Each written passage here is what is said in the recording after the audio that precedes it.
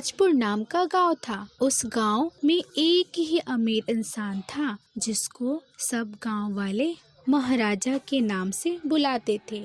वो पूरे गांव के लोगों पर राजा की तरह राज करता और अपनी मनमानी करता। उसने 3 शादियां की होती हैं, जिसमें उसने अपनी पहली पत्नी सीता को जान से मारकर जंगल में दफन कर दिया होता है, क्योंकि वह गरीब घर से होती है और अब चौथी शादी के बारे में सोच रहा होता है। एक दिन अपने नौकरों को आपस में बात करते सुन कि पास के गांव में एक राधा नाम की बहुत सुंदर लड़की रहने आ रही है।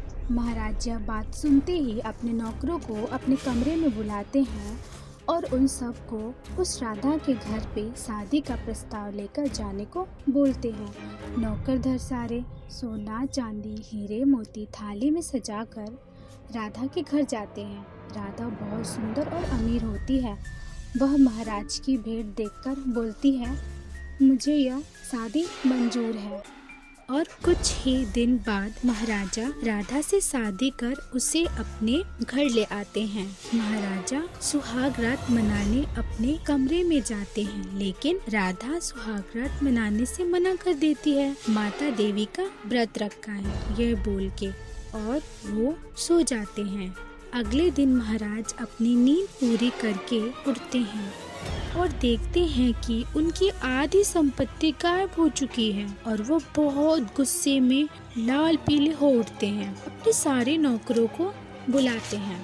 तुम लोगों में से किसने मेरी संपत्ति चोरी की है, बताओ, वरना सबको सजा मिलेगी। मालिक, हमें कुछ भी नहीं पता मालिक, हम तो पूरी रात से सो रहे थे। महाराज सब नौकरों को नौकरी से निकाल देते हैं गुस्से में आकर। वहीं गांव के सारे घर के दरवाजों पर महाराजा की चोरी की हुई संपत्ति थोड़े थोड़े हिस्से में रखी होती है। अगली रात महाराजा फिर से सुहागरात मनाने जाते हैं। राधा फिर से मना कर देती है। महाराज अगली सुबह दोबारा जाकर देखते हैं तो उनकी संपत्ति फिर से आधी गायब होती है। ऐसा ही रोज रोज होने लगा। महाराजा धीरे धीरे गरीब होने लगे। दूसरी तरफ गांव के सभी लोग अमीर होने लगे। महाराजा सोच में पड़ गए कि ऐसे कैसे हो सकता है, और देखते ही देखते महाराजा की सारी संपत्ति खत्म हो गई और वह महलों से सीधे झुग्गी झोपड़ में आ गए। उनकी 2 बीबियां चिंकी और मिंकी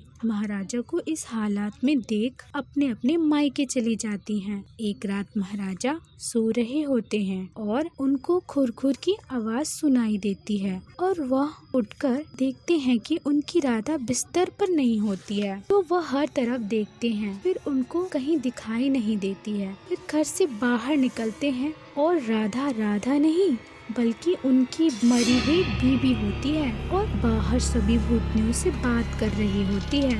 कब तक तू अपना रूप बदल के इसकी बीबी बनी रहेगी? मैं तो बोलती हूँ इसको आज ही कच्चा चबा जाते हैं। बहुत दिन हो गए किसी इंसान को आग में भूत के खाए हुए। नहीं, अभी सही समय नहीं है। महाराजा यह सुनते ही डर जाते हैं और उनके पसीने छूटने लगते हैं। मैंने तो अपनी पहली बीवी को जान से मारकर जंगल में दफन कर दिया था। लगता है अब ये भूत बनकर अपनी सहेलियों के साथ मुझे जान से मारने आई है। अब मेरा क्या होगा? फिर महाराज चुपके से धीरे धीरे जाकर बिस्तर पर सोने की एक्टिंग करने लगते हैं। फिर थोड़ी ही देर बाद राधा आकर वो भी बिस्तर पर लेट जाती है। राधा को सोता देख महाराज उठकर अपनी कुछ सामान थैले में रखने लगते हैं। यही सही मौका है यहाँ से निकलने का। फिर सामान लेकर दरवाजे से बाहर जाने की कोशिश करते हैं। तभी एक पुतले की तरह अटक जाते हैं और अपने शरीर को हिला भी नहीं पाते हैं। और फिर पीछे देखते हैं तो उनकी राधा सीता के रूप में होती है और उनको रोक रही होती है अपने जादू से। और बाकी भूतनियाँ भी वहाँ आ जाती हैं और महाराज सबको एक साथ देखकर डर के मारे कांपने लगते हैं। एक भूतनी महाराज की तरफ तेजी से आती है, अपना मुंह खोल ले और एकदम से सब अंधेरा हो जाता है। कुछ समय बाद महाराज की आंखें खुलती हैं और वह देखते हैं कि उनके हाथ बंधे हुए हैं और वह हवा में उल्टे लटक रहे होते हैं। सारी भूतनियाँ उनको कहीं ले जा रही होती हैं। जाने दो, तुम सब मुझे कहाँ ले जा रहे हो? बचाओ बचाओ। तुम्हें आज बचाने कोई नहीं आने वाला। भूतनियाँ महाराजा को उसी जंगल में ले जाती हैं जहाँ महाराजा ने सीता को दफन किया होता है। कुछ याद आया महाराजा जी। महाराज को याद आता है कि कैसे उन्होंने सीता को जंगल में ले जाकर दफन किया होता है। महाराजा के जाने के बाद सीता कब से बाहर निकल बैठकर रो रही होती है। तभी बाकी भूतनियाँ वहाँ आती हैं। क्या हुआ? तुम ऐसे क्यों रो रही हो? मैं एक गरीब घर की बेटी थी, इसलिए मेरा पति मुझे मारकर जंगल के बीच दफन कर कर चला गया। हम सबकी कहानी एक जैसी है। किसी के पति ने तो किसी के ससुराल वालों ने इस जंगल में दफन कर दिया। लगता है मुझे ही कुछ करना पड़ेगा। पता नहीं कितनी बेटी बहू को ऐसे ही मारते रहेंगे।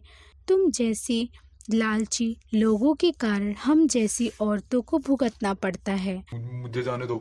मैं तुम सबसे हाथ जोड़कर विनती करता हूँ। मैं सब ठीक कर दूंगा, वादा करता हूँ। अब तुम कुछ नहीं कर सकते। अब जो भी करना है हम करेंगे। और महाराज को सीता अपनी ही कब्र में जिंदा दफन कर देती है और सारी भूतनियाँ जंगल की तरफ उड़ जाती हैं।